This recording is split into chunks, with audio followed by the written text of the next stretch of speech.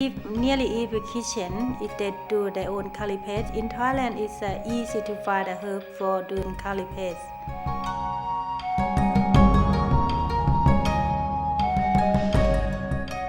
You'll need a mortar and pestle for this recipe. If you don't have one, a small blender will do the job. You'll also need a variety of spices and vegetables that you may only be able to get from your local Asian grocer or market. When you select your ingredients, fresh produce may not always be available, but many ingredients also come in 3 varieties: frozen, pickled or dried. And remember, if you're using dried chilies, you will need to soak them in water for a few minutes to soften them.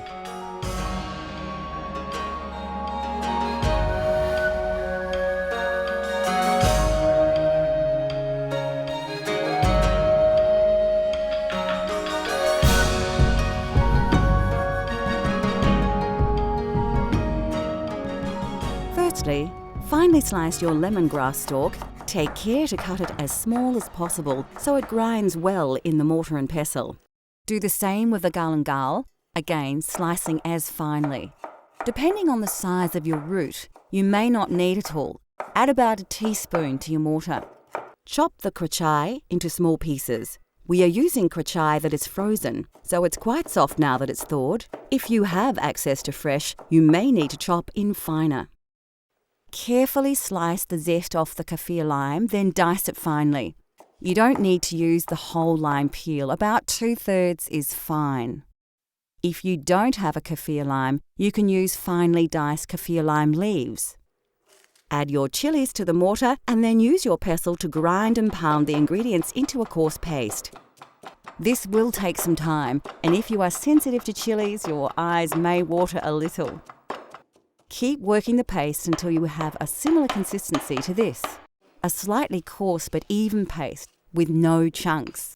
Put your mortar aside and grab your shallot. Remove the dry skin by peeling off the outer layer. Again, finely dice the shallot to add to the mix. Next, add the peppercorns and peel and dice the garlic. Once you've added the garlic to the mortar, it's time to work the contents into the paste. It's important to ensure that you have an even textured paste. If you are finding the mortar and pestle hard going, you can use a small blender to save time and your arm. Once you have a smooth paste, add the shrimp paste. Work it into the mix with the pestle. You can use a spoon to keep the paste off the sides of the mortar. Once it's well mixed, you have an authentic Thai red curry paste. Transfer your paste into a dish so you can use it later. We'll use ours to make a red curry later in the show.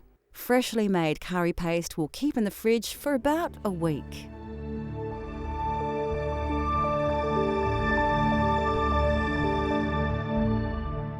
Like any cuisine, there is a wide and varied range of condiments and sauces that can greatly influence the taste of any dish. One of the most important ingredients in Thai culinary culture is fish sauce, a salty and intensely flavoured sauce derived from fermented fish, salt and water. Other condiments include soy sauce, lime paste, shrimp paste, vinegar, peanuts and various dried and pickled produce. Dried shrimp and shrimp paste, pickled fish and chilies, even pickled peppercorns may seem unusual and exotic to Western tastes, but are commonly found in popular Thai dishes. Still to come on Cultural Flavours Thailand, we spice things up with a tasty red curry, explore the mouth-watering array of Thai fruit and vegetables, and we get cooking with noodles.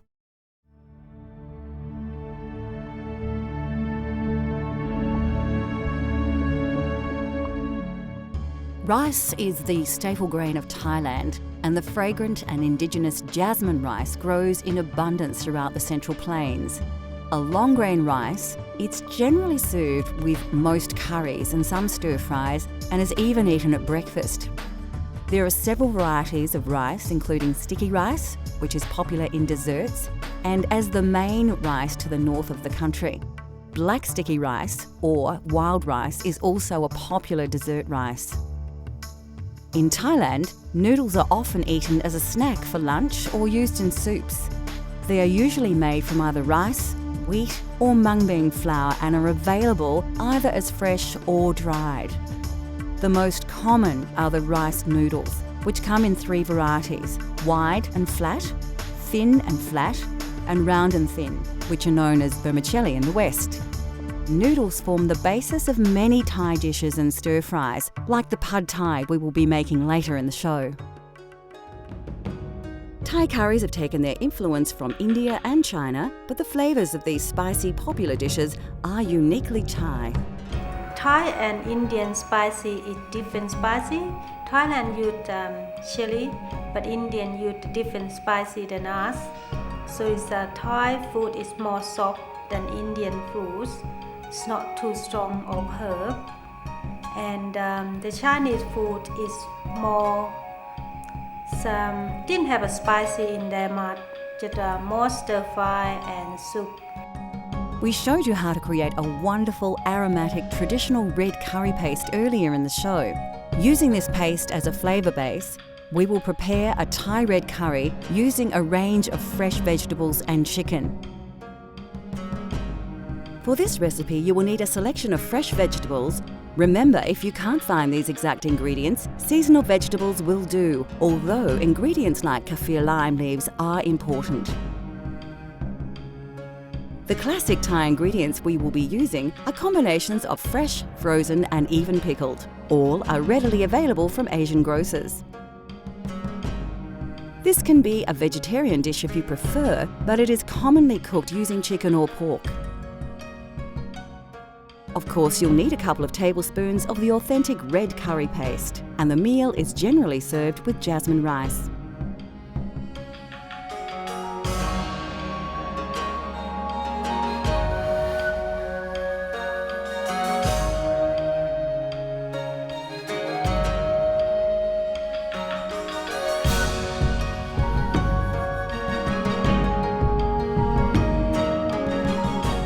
Firstly, you'll need to prepare all your ingredients. Slice the snake beans, not too finely, into about 3 centimetre or 1.5 inch lengths. The capsicum needs to be cut lengthways, taking long slivers off the edges while avoiding the seeds at the core of the pepper. Then dice these slices, like so. Having peeled your carrot, slice it so it can cook quickly but still retain its texture. You can put all these vegetables into a bowl as they'll be used together. Strip the string from the snow peas and slice them once or twice. Chop the cauliflower into coarse chunks and do the same with the eggplant. You will need to chop the kaffir lime leaves very finely as their flavour is very intense, so it's best to fold them together tightly and very carefully slice off tiny slivers. Add the bamboo shoots and karachai to your mix. Then you will need to get your rice cooking so it will be ready to serve with your red curry. As the rice is heating up, dice the chicken ready to cook. Heat your wok and add about 2 tablespoons of soybean oil. When the oil is hot, add your curry paste, releasing the flavours in the oil. Quickly before it burns, add a portion of your coconut milk. Keep it moving in the wok. When you have worked the curry paste and coconut milk together, add the chicken and combine it with the paste. Once fully coated, you can add more coconut milk and stir the mix together. It's a good idea to add your coconut milk in stages. Although it does reduce, the milk is the best way to control the consistency of your curry, adding more if you feel the dish is too dry. You can now add the lid to the wok and cook on a low heat until the chicken is cooked through. Now add 4 tablespoons of sugar and 2 tablespoons of fish sauce and stir through before adding the vegetables you prepared earlier. You can add the diced vegetables all at once, but ensure you stir them thoroughly. Return the lid and simmer, steaming the vegetables for about 5 minutes. Be careful not to stew the curry, so watch the heat. We don't want to overcook the fresh vegetables. Finally, add the green pickled peppercorns and pick the leaves from your bunch of Thai basil. Mix the ingredients together quickly, as you don't want to cook the basil, just warm it enough to release its flavour into the curry. By now, your rice should be cooked and the dish is ready to be served. It is traditional in Thailand to serve the curry in one large dish and place the rice in another. Diners will then serve this into smaller bowls. So there you have it, Thai red curry with chicken and jasmine rice using an authentic, fresh, homemade red curry paste.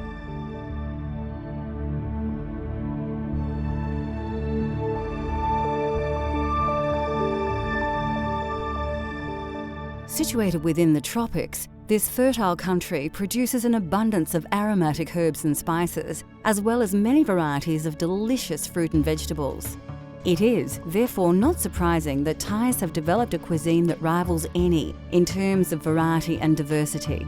Vegetable staples include the eggplant, Chinese cabbage, choy sum, and several types of mushroom. Some of these vegetables were introduced in Thailand through the trade routes from India and China and have become an integral part of the Thai food culture. Bean sprouts are also often added to various dishes. The sprouts are actually newly germinated mung beans and are crisp and sweet. Lesser known vegetables to Western tastes include the snake bean, a versatile string bean that is extremely popular throughout Thailand. Like many vegetables, the snake bean has various names from different regions, and you may find them referred to as asparagus beans, long podded cowpeas, and the Chinese long bean, as well as the Indian-style eggplant. Thailand has its own eggplant varieties.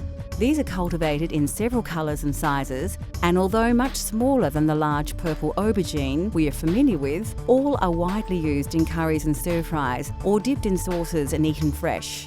Spring onion, chives and mint are commonly added to lap, a sour salad with meat and chilli, or simply used as a garnish. Thai cuisine often features shallots, which are similar to onions but are considered to have a sweeter, milder flavour. Of course, another quintessential Asian ingredient, which is prominent in Thai cooking, are bamboo shoots. Shoots are used fresh or pickled and are usually sliced thinly as they can have a woody texture, especially near the pith. Next on Cultural Flavours Thailand, we fire up the wok and our taste buds as we prepare a Thai family favourite and the country's national dish. Plus, we explore the many wonderful and exotic tropical fruits of Thailand. Pad Thai is a simple, flavoursome dish that is easy to prepare, healthy to eat, and most ingredients are readily available. In Thailand, we eat a lot of Pad Thai. Some people eat it for snack and lunch, dinner, but sometimes it's evening sup, like the nighttime sup. They have an all day, all night sale, and it's more popular in the easy way to make, and it's easy to buy everywhere. Have a Pad Thai, and it's quite heavy and solid meal as well.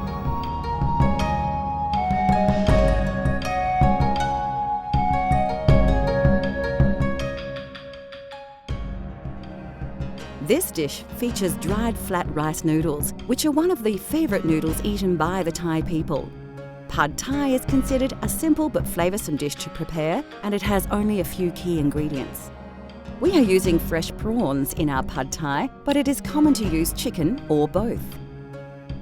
To make the chilli flavour base, you'll need a mortar and pestle, a mature shallot, 2 cloves of garlic, and 5 dried red chillies.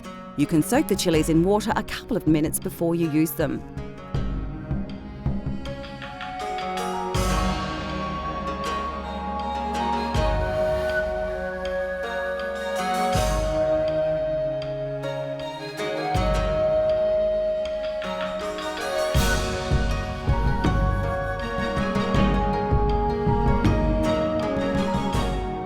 The first secret to an authentic Pad Thai is to create your chilli flavour base.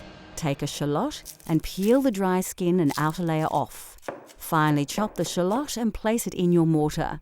Peel and chop your garlic cloves and add them to the mix with the chillies. Pound and grind the ingredients in your mortar and pestle until you have a coarse paste, much like the red curry paste we prepared earlier. Then put it aside to use later. Slice the garlic chives into short lengths of about 3 centimetres or 1.5 inches and place them to the side. Now it's time to fire up your wok and add the soy oil.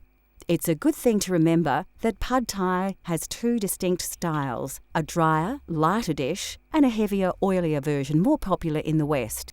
When the oil is hot, add your chilli paste you prepared earlier. Really work the paste through the hot oil so you release all those delicious flavours and aromas. Don't overcook the paste as it will burn if you leave it too long. To the chilli base, crack in the eggs. It's important you don't let the eggs cook whole, so if you feel they are starting to set, give them a stir through before you add more. Blend the eggs through the chilli paste and oil until they start to cook through.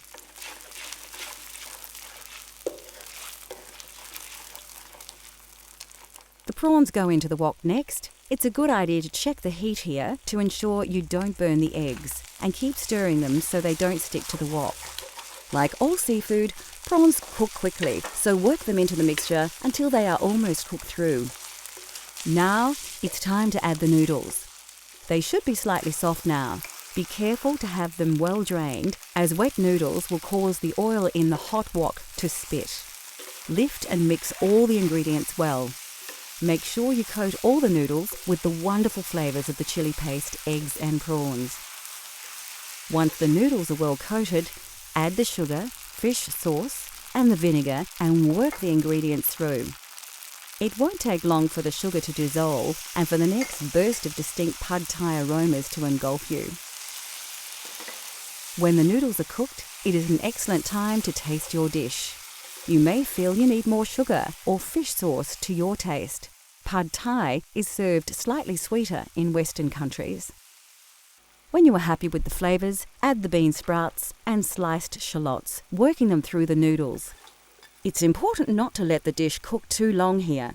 We want to keep the mung bean shoots slightly crisp. Serve your noodles onto a plate and sprinkle the crushed peanuts over the dish and garnish with sprigs of fresh coriander and a piece of lime. Pad Thai is best eaten straight away before the noodles stick together. The lime can be squeezed over the dish just before eating for a delicious and refreshing, authentic Pad Thai experience.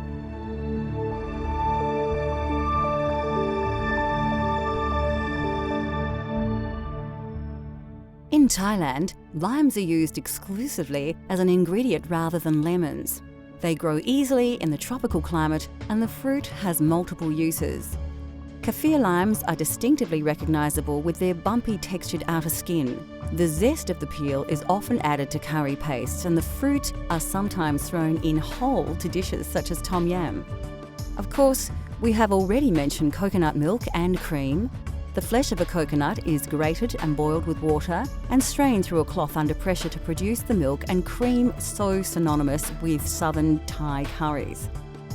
And finally, it is customary to serve fresh fruit after a meal, and in Thailand there are many wonderful and exotic fruits to enjoy. Delicious produce to tempt already satisfied diners include such treats as large ripe papaya, the sweet and tangy mangosteen, fleshy but sweet rambutans, and many tropical delights common to that part of the world. Indigenous to India, the mango is appreciated for its juice, flavour, fragrance and colour.